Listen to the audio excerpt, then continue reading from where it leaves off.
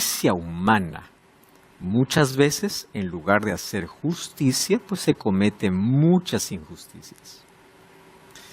Cuando hablamos acerca de un juicio en el cielo, hablamos de un juicio totalmente justo. Mas, si ese juicio es justo, viene la pregunta: ¿cómo yo puedo ser declarado inocente si es que yo soy pecado? El mensaje del primer ángel en Apocalipsis 14 es: la hora de su juicio ha llegado.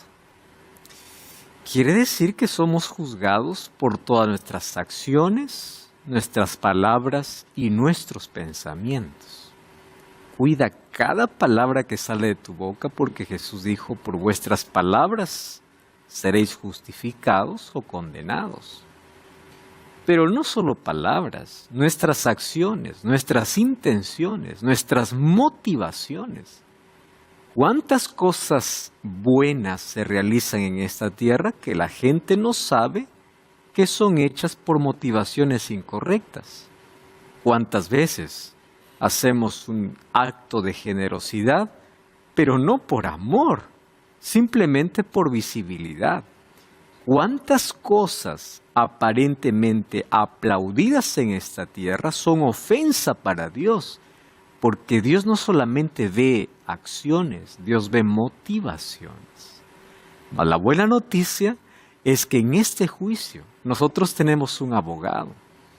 Y el apóstol Juan dice: hijitos míos, estas cosas os escribo para que no pequéis. Pero si alguien hubiere pecado, abogado tenemos. Mas ¿cómo es que yo puedo pasar en este juicio si es que yo realmente soy culpable? Bueno, la única manera es escondiéndome detrás de aquel que me justifica. Y el único que me justifica es Cristo. Cuando yo acepto a Jesús como mi Salvador, acepto su sacrificio y sus méritos, para mí el juicio es buena nueva. Porque quien se presenta conmigo me defiende y Él coloca sus méritos en mi lugar.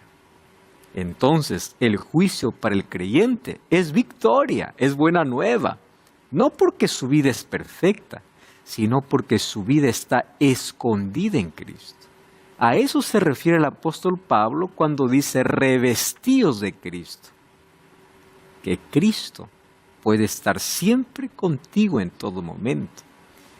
Romanos 8:1, ninguna condenación hay para los que están en Cristo Jesús. ¿Quieres ser libre en este juicio? ¿Quieres ser declarado justo? Solo necesitas aceptar a Cristo como tu Salvador. Porque el mismo que ahora es tu abogado, un día dictará la sentencia.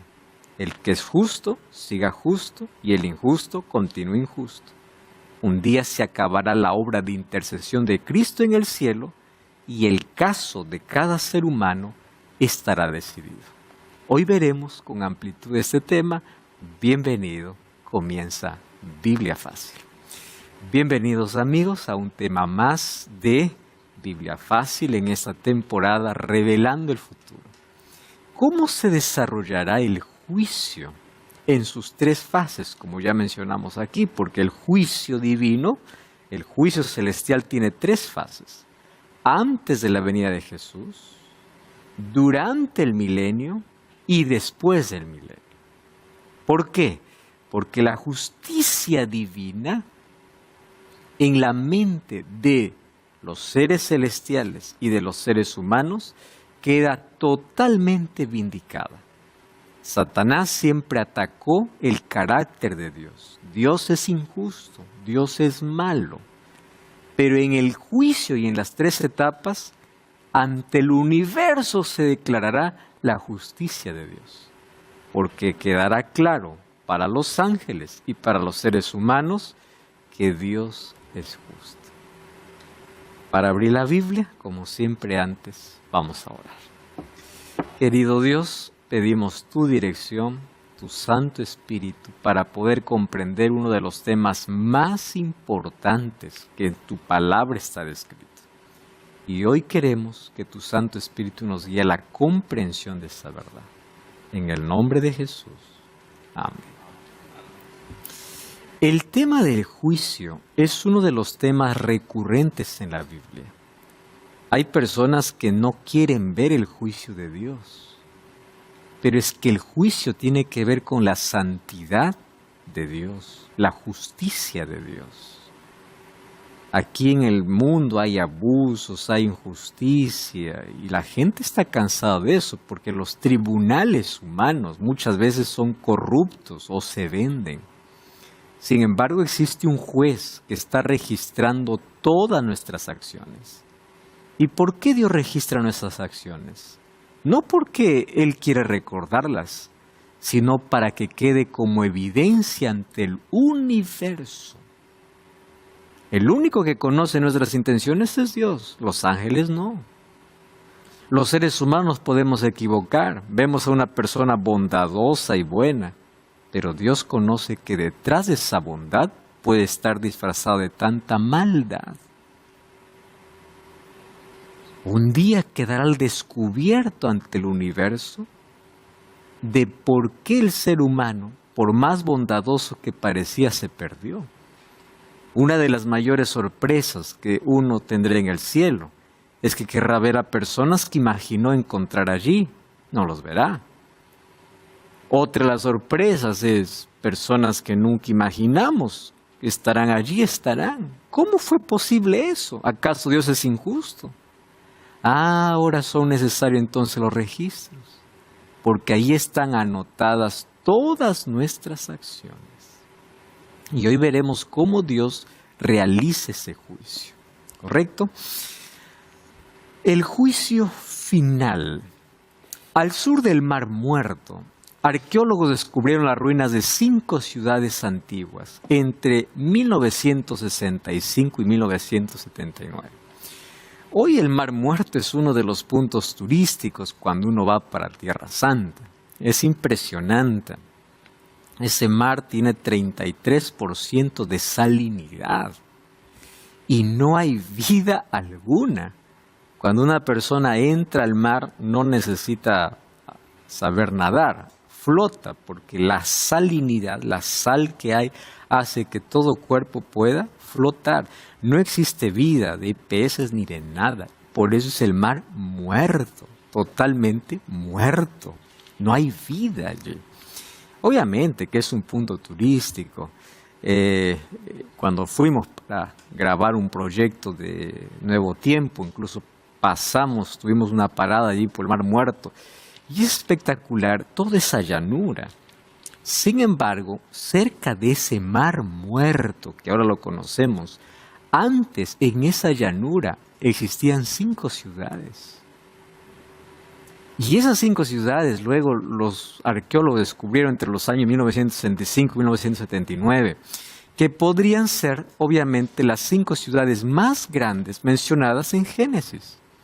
En Génesis 13 menciona la destrucción de 5 ciudades, de los cuales 2 recordamos muy bien, pero en sí no eran 2, eran 5. Las 2 que más recordamos, ¿cuáles son? Sodoma, que era una ciudad, y la otra ciudad, Gomorra. No es una sola ciudad, ahí son 2 ciudades, pero aparte de esas 2, habían 3 ciudades más. Esas 5 ciudades fueron destruidas porque un juicio divino se ejecutó. Se estima que los cementerios de esas ciudades albergaban más o menos 1.5 millones de cuerpos. Esto indica que las ciudades de las llanuras no eran pequeños pueblos, eran grandes ciudades. Durante siglos, estas ciudades prosperaron gracias al arte y el comercio. Sin embargo, estas ciudades estaban llenas de corrupción, de violencia, de robos, de violaciones y pandillas. Dios permite que el mal avance hasta que Él diga basta. Eso aconteció con Sodoma y Gomorra, eso aconteció con la generación antediluviana y eso acontecerá hoy con nuestro planeta. Entonces el juicio de Dios siempre se ejecuta después de varias advertencias y de bastante tiempo de espera. y de oportunidad. Una de las promesas que Dios hace a Abraham es: tu pueblo, tu descendencia, vendrá a morar a esta tierra. ¿Pero después de cuánto? Después de 400 años. ¿Y por qué 400 años? Tanto tiempo. Y en Génesis Dios le dice a Abraham: porque la maldad del amorreo no ha llegado al límite. O sea, durante todo ese tiempo que el pueblo de Israel estuvo en Egipto, era la oportunidad que tenían todos esos pueblos cananeos. ¿Y de dónde tenían ese conocimiento? Pues los patriarcas levantaban altares a Dios, mostraban a ese Dios verdadero, mas esos pueblos se hundieron totalmente en la idolatría, en la inmoralidad, en la corrupción completa. Y una vez que eso aumenta, aumenta la violencia. Ustedes saben que la violencia que hoy existe en nuestro mundo, cada vez más creciente, es la ausencia de Dios en la vida del ser humano. Entonces, a ese punto llegaron estas ciudades. Siglos después de su destrucción, estas ciudades son recordadas por su gran maldad y son colocadas como ejemplo de lo que Dios irá a hacer con este planeta, porque llegaron a este límite de maldad, a este punto. Y ese es el camino al cual hoy estamos yendo. Un día Dios coloca punto final a todo eso. Finalmente Dios envió fuego del cielo y lo destruyó. Eso dice, ¿no? Génesis 19, 24. Miren, en un versículo se resume lo que pasó con estas ciudades donde la maldad era en extremo. Génesis capítulo 19, versículo 24. Entonces Jehová hizo llover sobre Sodoma y Gomorra fuego y azufre de parte de Jehová de los cielos, y destruyó las ciudades, toda la llanura, con todos los moradores de aquellas ciudades y el fruto de la tierra. Muy bien. A veces nosotros pensamos que el juicio divino está solamente registrado en el Antiguo Testamento. Que cuando vino Jesús, Jesús no tocó el tema del juicio. No, Jesús habló mucho del juicio. Por vuestras palabras seréis justificados, por vuestras palabras seréis condenados. Pero Jesús habló mucho del juicio. Vamos a Mateo capítulo 11. Miren lo que dice Mateo capítulo 11.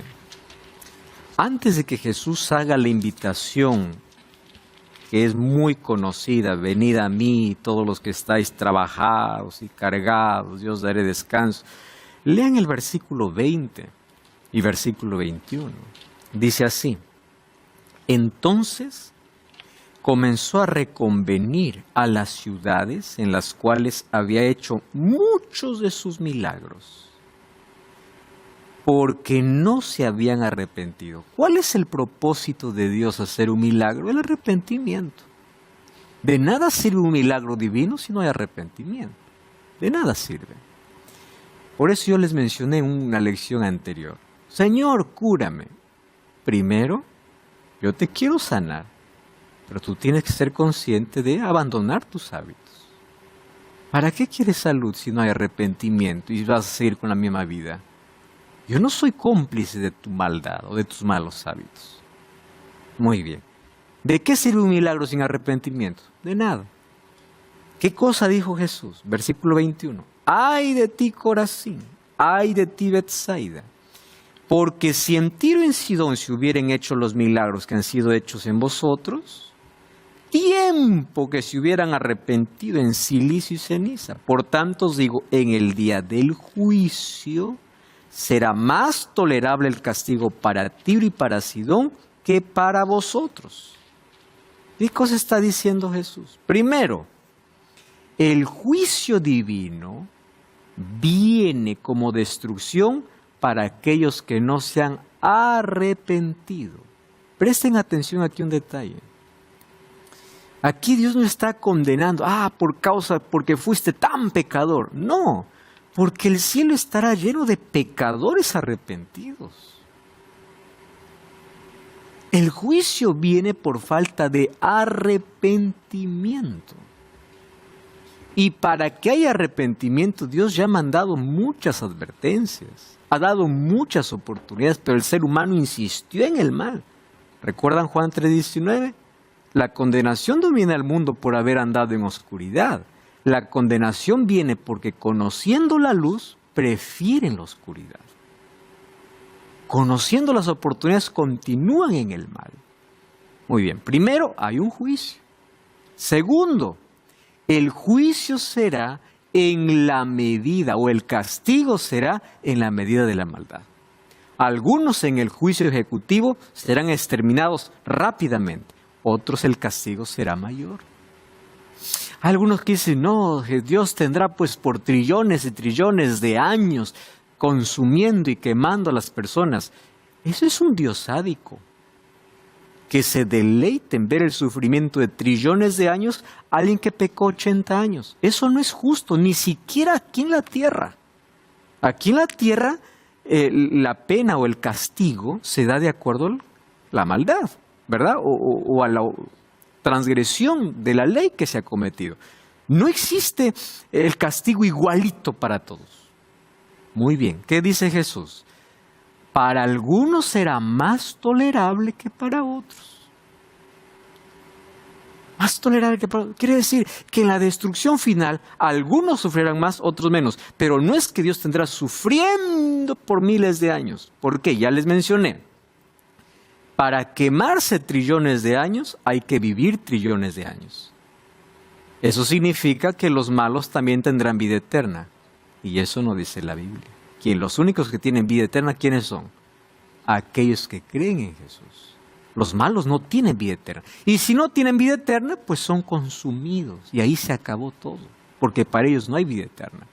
¿Qué eternidad es esa? Yo estoy disfrutando de la eternidad, pero allí mi familiar sigue quemándose por la eternidad. Eso no es lo que la Biblia presenta de la justicia de Dios. Dios viene para colocar punto final a la maldad, va a destruir la maldad, va a destruir al impío y lo va a exterminar. El juicio se trata de acabar, no con prolongar. ¿Correcto? Y de eso vamos a ver incluso en el ejemplo que nos es puesto en Sodoma y Gomorra. Sí, Verónica. Quería preguntarle, pastor, es muy popular decir, por ejemplo, si una persona durante su vida hacía muchas cosas malas, no se mataba, robaba, qué sé yo, y de repente le sucede un accidente, tiene una enfermedad grave o muere de la peor manera, es muy conocido escuchar decir que le llegó la justicia divina. ¿Eso es así? Mi duda era, quería saber si podía ejecutarse esa justicia divina y si era verdadero decir, bueno, le llegó la justicia divina y por eso está enfermo, no sé qué, o una muerte muy, muy mala, muy fea, entonces uno como, es la justicia divina. Utilizar esos términos es más común de lo que parece. No.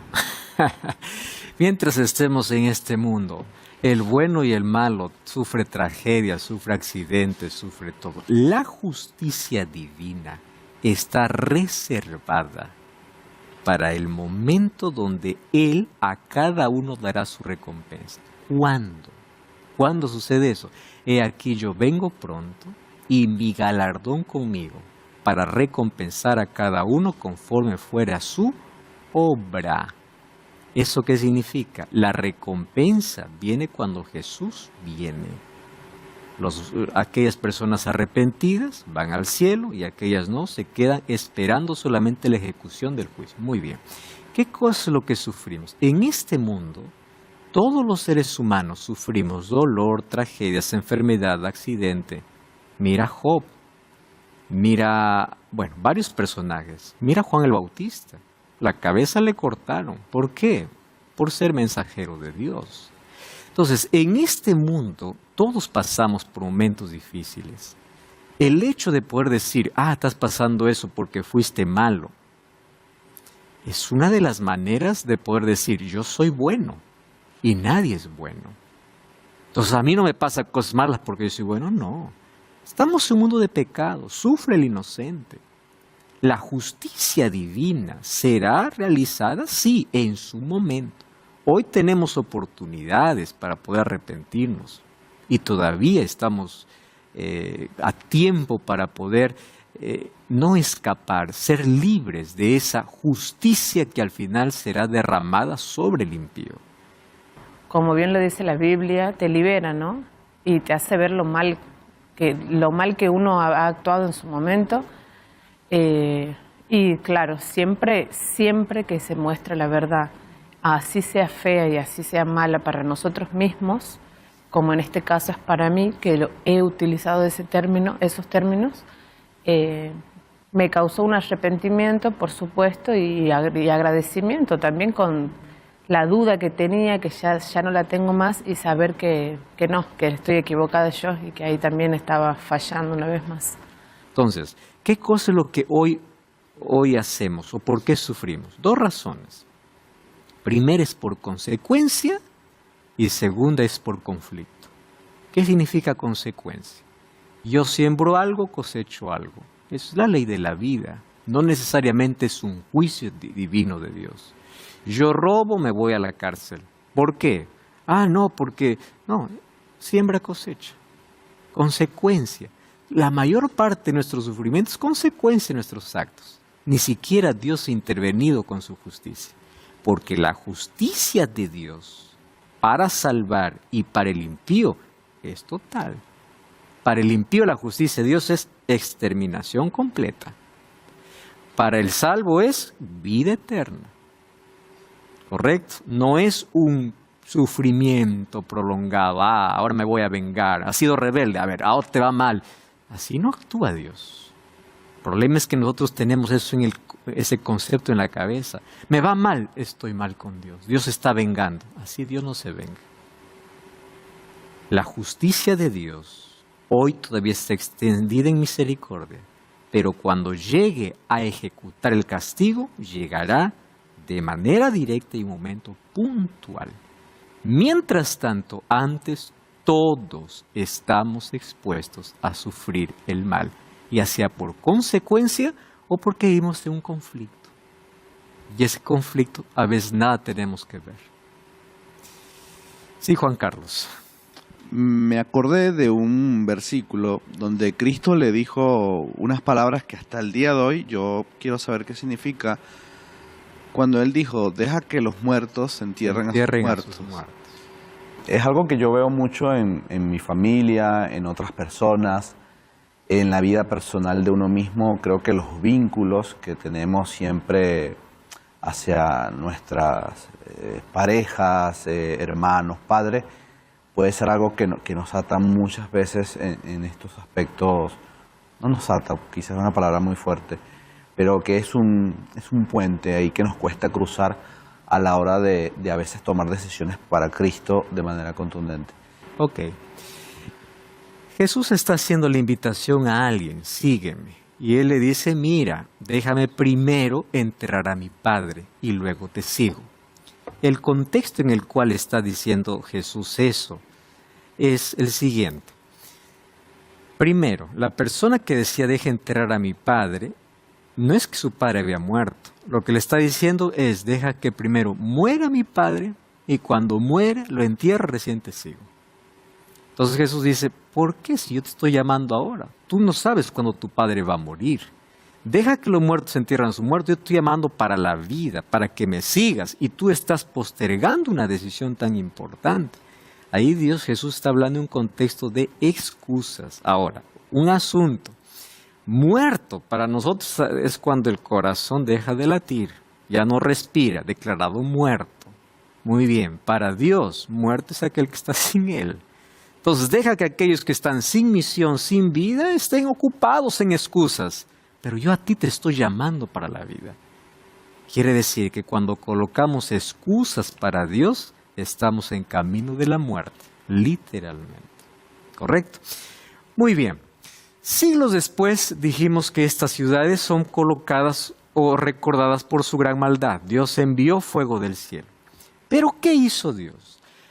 Allí, en medio de toda esa maldad, había Lot, o vivía Lot. Lot era el sobrino de Abraham, vivía en Sodoma. Él no cedió a la presión cultural ni su forma de pensar, él vivió diferente, por eso es que fue salvo por Dios. Vamos a ver 2 de Pedro 2, 7 y 8. Miren, la vida de Lot. 2 de Pedro, capítulo 2, versículo 7 y versículo 8. ¿Por qué es que Dios libró a Lot? ¿Porque era sobrino de Abraham? No, la salvación no funciona porque tú tienes un familiar bueno, ya yo te salvo a ti. No, no se salvó por ser sobrino de Abraham. 2 de Pedro 2, 7 y 8 dice así: y libró al justo Lot. ¿Por qué? Abrumado por la nefanda conducta de los malvados. ¿Qué significa eso? En un mundo lleno de maldad, él no practicaba la maldad. Al contrario, ¿qué cosa sucedía? Le abrumaba. Versículo 8. Porque este justo que moraba entre ellos afligía cada día su alma justa, viendo y oyendo los hechos inicuos de ellos. Quiere decir que es posible ser justo en un mundo injusto. Es posible vivir diferente en un mundo lleno de maldad. Por eso fue salvo Lot. Solo que hay un problema con Lot. Hubieron tantas advertencias. Solo que Lot estaba bien acomodadito en Sodoma y no quería salir. ¿Saben cuál es el problema de aquellos que incluso no practican la maldad? Están cómodos, confortables, ¿no? Hay personas que entienden el mensaje de Dios, sí, pero yo estoy cómodo en mi iglesia, yo estoy cómodo con mis creencias, Lo mismo sucedió con Lot y su familia, tanto así que para salvar a Lot, tuvo que los ángeles agarrar del brazo sal. Y finalmente uno de la familia se perdió, ¿no? La mujer. Porque aunque sus pies salieron, su corazón se quedó en Sodoma. Miró para atrás, se convirtió en una estatua de sal, la mujer de Lot. Entonces, Dios los salvó justamente por eso. Dios mandó ángeles para avisar a Lot y su familia. Ángeles salvaron su vida. Lo mismo que pasa con Lot sucede hoy con nosotros. Hay un anuncio de destrucción y el mensaje de Dios es: sal de Babilonia, así como Dios dijo a Lot, sal de Sodoma. Pero hoy el pedido no es sal de Sodoma, no estamos viviendo en Sodoma, estamos viviendo en Babilonia. Pastor, ¿qué Babilonia? Si Babilonia fue destruida en el año 539.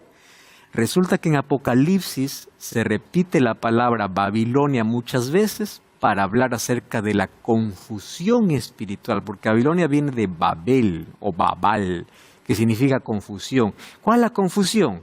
Se mezcla la religión con la filosofía, todo mezclado. Sal de esa confusión, de ese laberinto, sal de allí.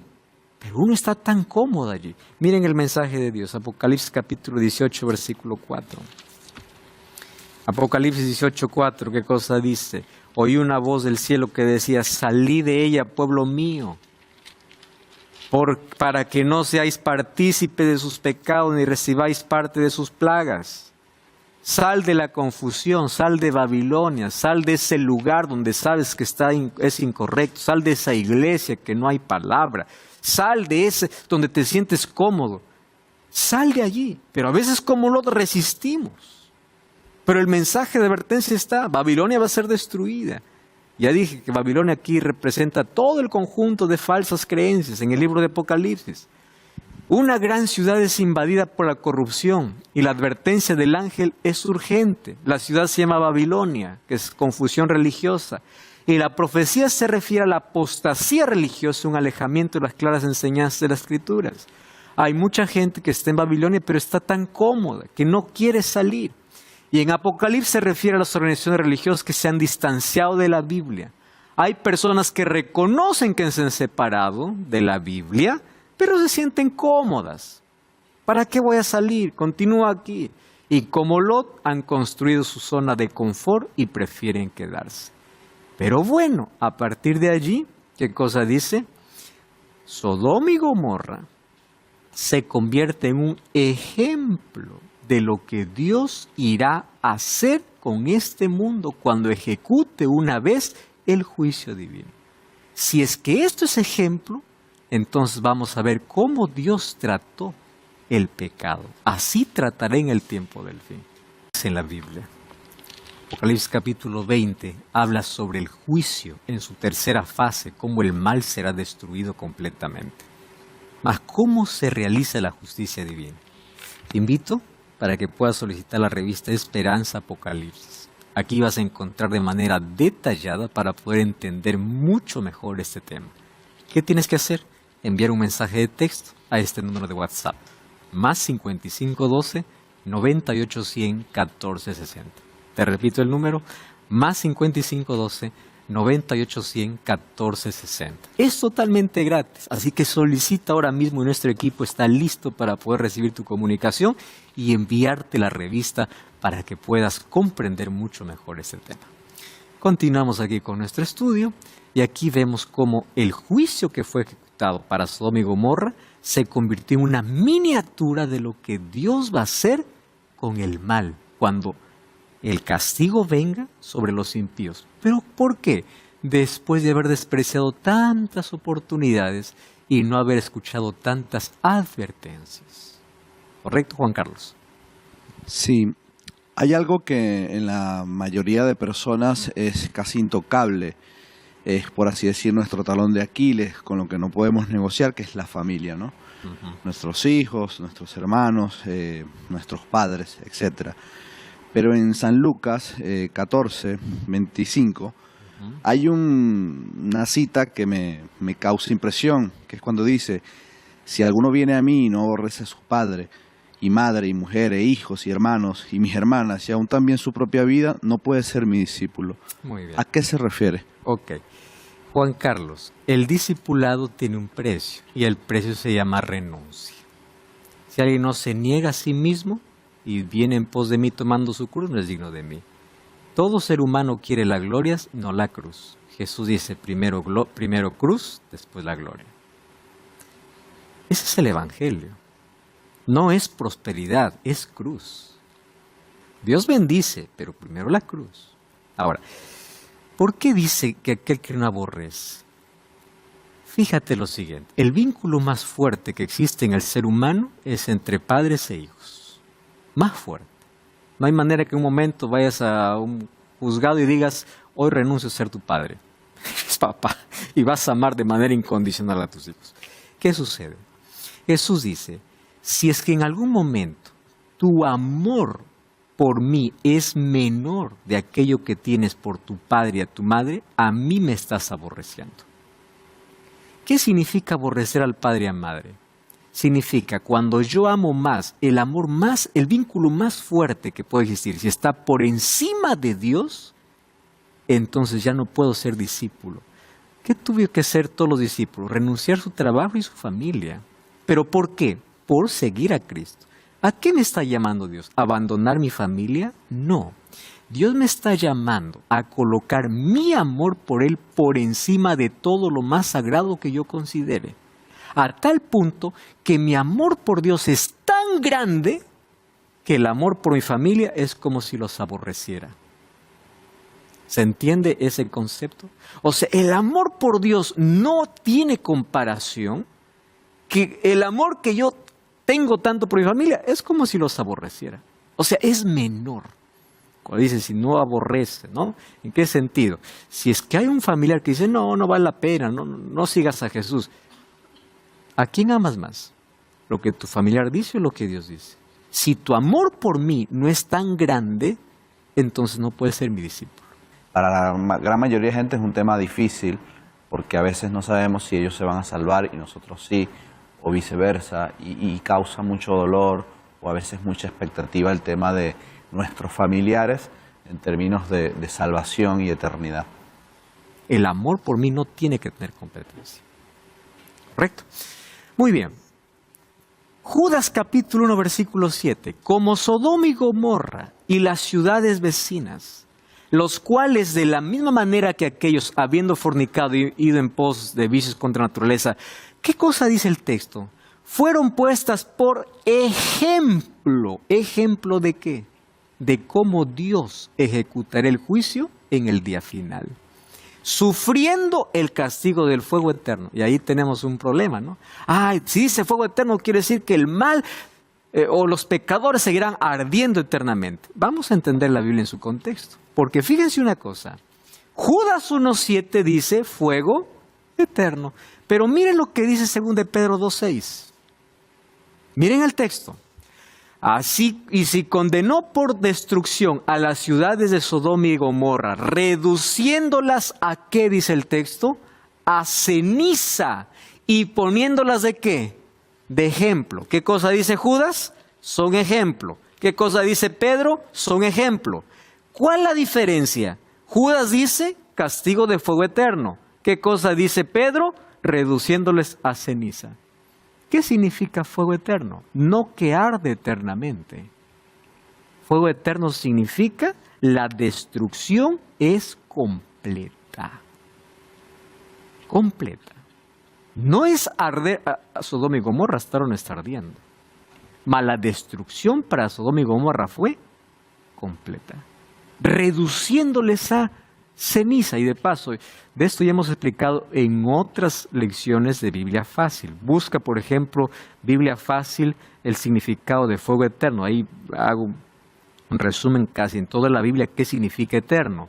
Eterno cuando está unido al ser humano es eterno mientras viva, hasta que la materia exista. Cuando se refiere a Dios es eterno para siempre.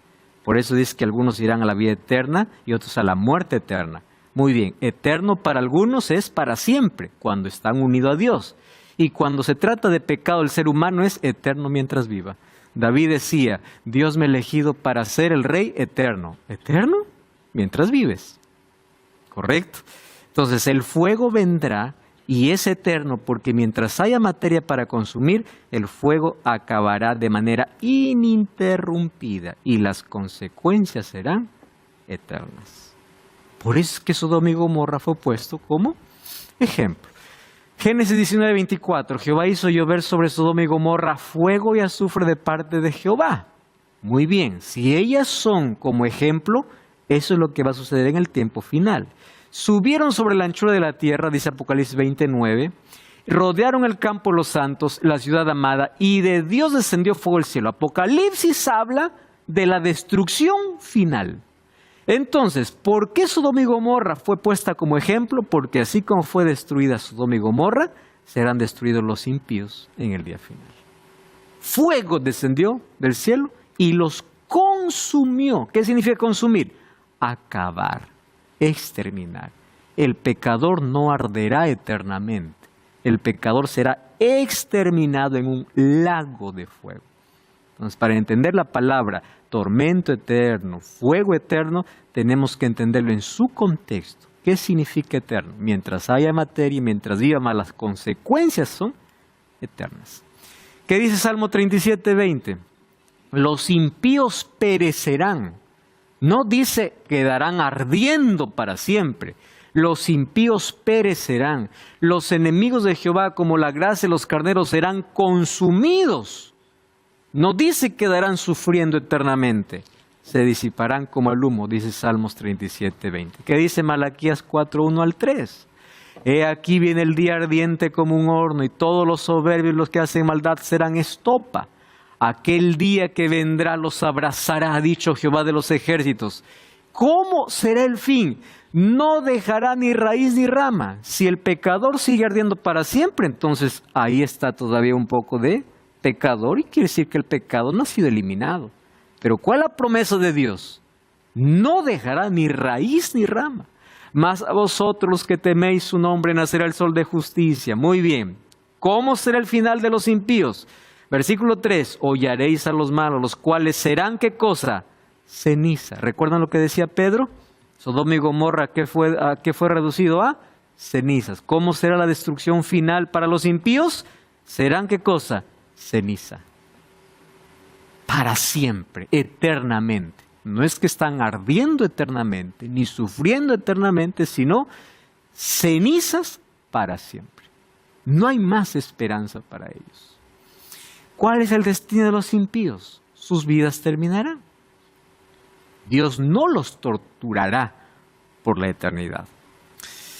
Y hemos visto otra vez, quiero recomendar a aquellos que quieren tener más información sobre ese tema. En Biblia Fácil hemos visto qué significa tormento eterno en la Biblia, ¿correcto? Aquí apenas estoy pasando esta información porque el tema en sí es cómo serán los impíos exterminados.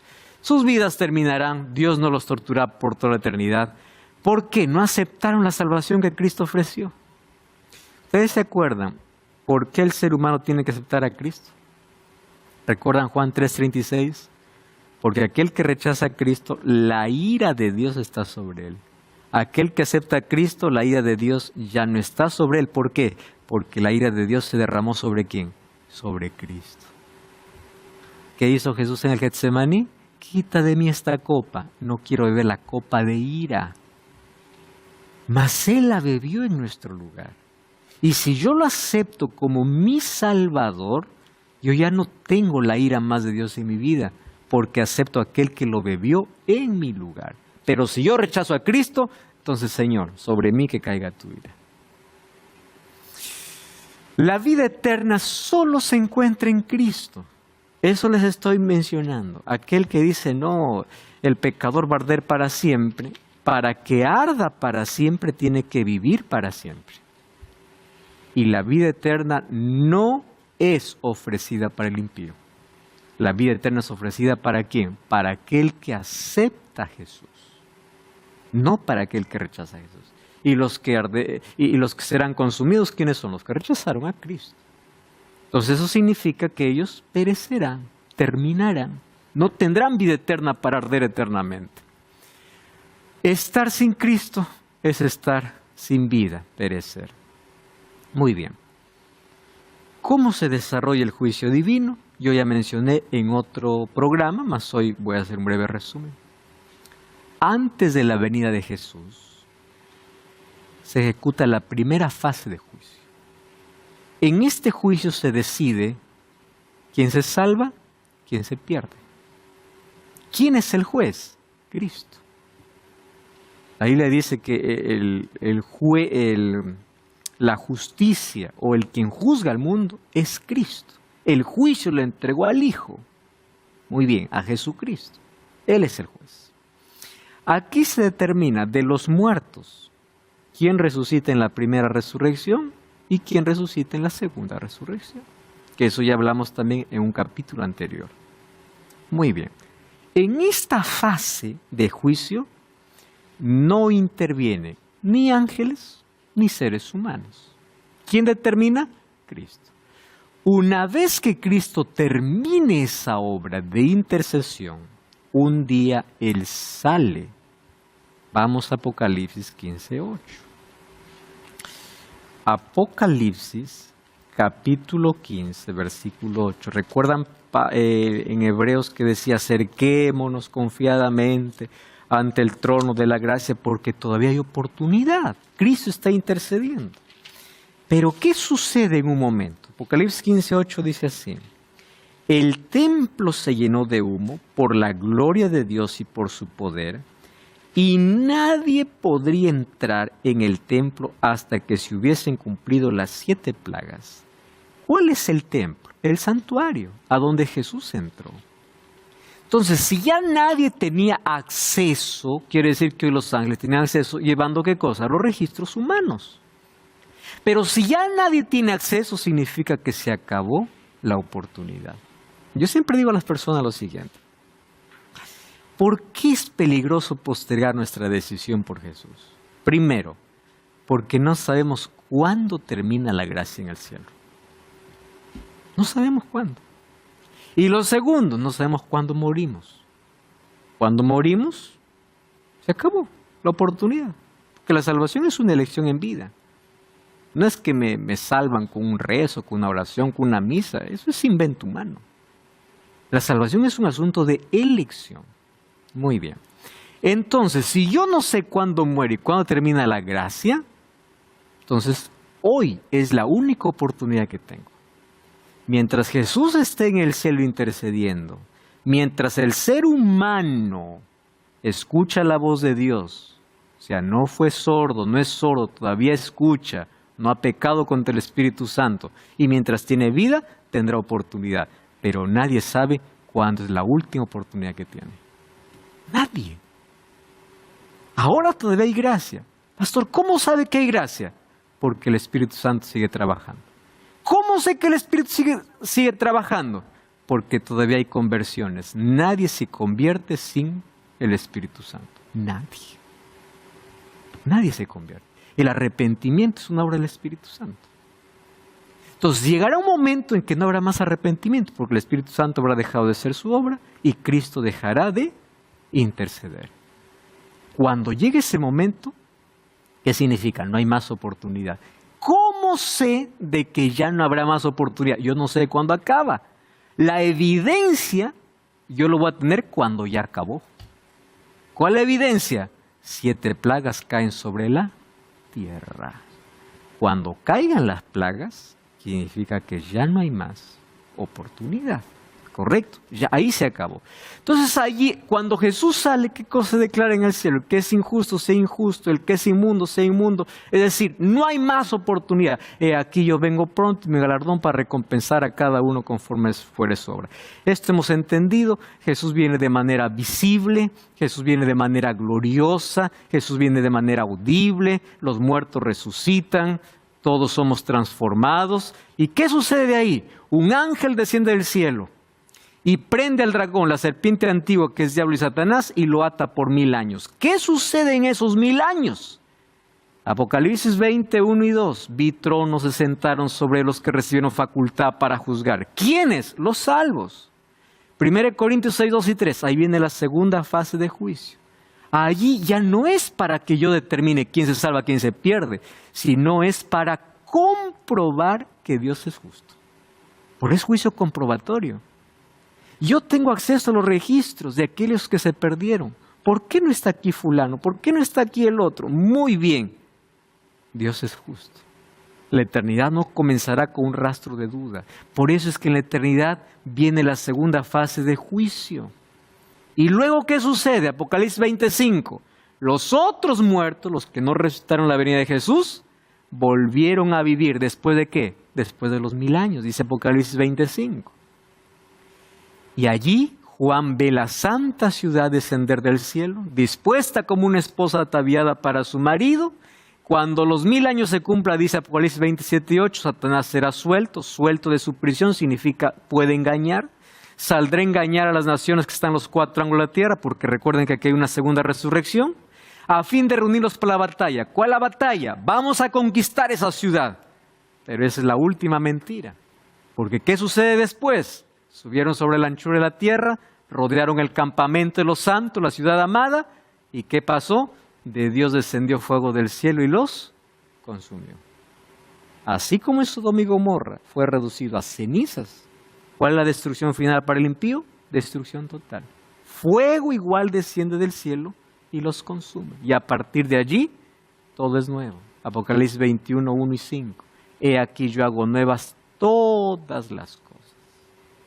¿Qué significa nueva todas esas cosas? Veremos en el próximo capítulo. Pero ahora, 2 Pedro 3:13, es un texto interesante. Miren, ¿cómo es que será esa destrucción? 2 Pedro, capítulo 3. Vamos a leer desde el versículo 10. El día del Señor vendrá como ladrón en la noche, o sea, de manera inesperada, en los cuales los cielos pasarán con gran estruendo, los elementos ardiendo serán deshechos, y la tierra y las obras que en ellas hay, que serán quemadas. Puesto que todas estas cosas han de ser deshechas, ¿cómo no debéis andar en santa y piadosa manera de vivir? Apresurando y esperando para la venida del día de Dios, en lo cual los cielos encendiéndose serán deshechos y los elementos siendo quemados se fundirán. Pero nosotros, ¿qué cosa esperamos según sus promesas? Cielos nuevos y tierra nueva, donde mora la justicia. Y hago nueva todas las cosas. ¿Cuál es el llamado de Dios? En el tiempo aceptable te he oído, en el día de salvación te he socorrido. He aquí, hoy es el día aceptable, Hoy es el día de salvación, porque cada día se está determinando el destino para cada ser humano. Hoy estamos viviendo en la primera fase de juicio. Hay oportunidad, pero pues ya, Jesús todavía sigue, todavía tengo tiempo. No. ¿Cómo sé cuándo es mi último día de vida? Cuando el ser humano muere, el destino se selló. No de manera arbitraria, porque Dios no predestina a los seres humanos. No dice, tú naces para perderte, tú naces para salvarte. No. La salvación es un asunto de elección. Deuteronomio 30, 19 y 20 dice, aquí hoy he puesto delante de ti la vida y la muerte. Elige la vida, pero yo no te obligo a la vida. Apocalipsis 22, 17 dice, el Espíritu Santo y la esposa, que es la iglesia, dicen ven. El que oye diga ven. Pero ¿cómo termina el texto? El que quiera venga. Si hay algo que Dios nos fuerza, la voluntad. Dios ha dado la libertad. Finalmente, estar en el cielo o estar en el lago es una decisión personal. Y esa decisión todos los días es tomada.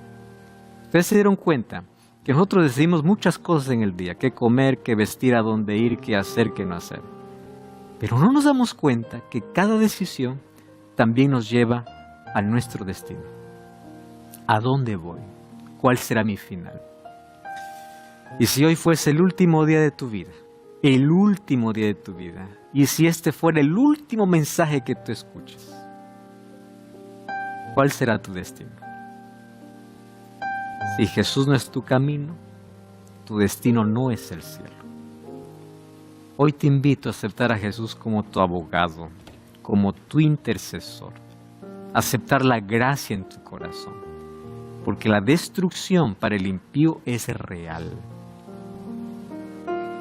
Ahora Jesús abre los brazos para ofrecerte la oportunidad de vida eterna. Mas depende de ti aceptar o rechazar. Mas en el nombre de Jesús, arrepiéntete. No continúes en tu camino. Hoy tienes la oportunidad de poder comenzar una nueva vida. Y el juicio nunca será en tu contra, será en tu favor, porque ninguna condenación hay para los que están en Cristo Jesús. Acepta a Cristo, que Él sea la razón de tu vida, la razón de tu existencia. Y finalmente recibirá la recompensa que Él da a todos los que le aman y le sirven, la vida eterna. Todos los días de vida que nosotros tenemos en esta tierra son oportunidades que Dios nos da. Cada vez que tú abres los ojos es un milagro que a veces olvidamos de agradecer. Y pensamos que vivir es un derecho nuestro. Mas cada día es un milagro. Tu corazón sigue latiendo, tú sigues respirando, tú sigues soñando. El problema es que tus sueños están solo enfocados en esta tierra que un día va a acabar. Mas cada día de vida es la oportunidad que Dios te da para que tú puedas elegir la salvación. Pero tú lo estás perdiendo. ¿En qué? En placeres, buscando tesoro aquí en la tierra, perdiendo el tiempo en entretenimiento innecesario, cuando te estás olvidando que cada día se está jugando nuestro destino eterno. ¿Qué haces dándole espalda a Dios? ¿Hasta cuándo vas a insistir en tu rebeldía, en tu soberbia, en tu orgullo? ¿Hasta cuándo vas a continuar herido, pensando que estás haciendo daño a alguien al alejarte de la iglesia, cuando finalmente tu destino eterno está colocándose en juego? Deja tu resentimiento, deja tu soberbia, deja tus excusas, ríndete a Cristo. Que el Espíritu Santo pueda producir un arrepentimiento verdadero. Al cielo no irán gente buena, irá gente arrepentida. No importa el pecado que hayas cometido, hoy tenemos un abogado. Y cuando hay un arrepentimiento real, el Espíritu Santo transforma nuestro ser y nos prepara para el cielo. hoy tenemos la oportunidad grandiosa de poder aceptar a Jesús como Salvador, de comenzar un nuevo camino.